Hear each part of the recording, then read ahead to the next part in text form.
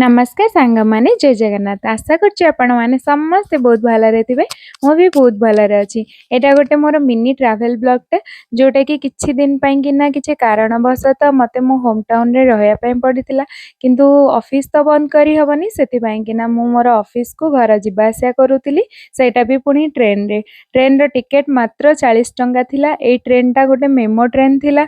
भाई सकाळु सकाळु उठी कि मते आसिकी छाड़िया पई आसे स्टेशन को कारण स्टेशन ठू मो घरर डिस्टेंस 4-5 किलोमीटर हम से 4-5 किलोमीटर नहीं बेसी हम।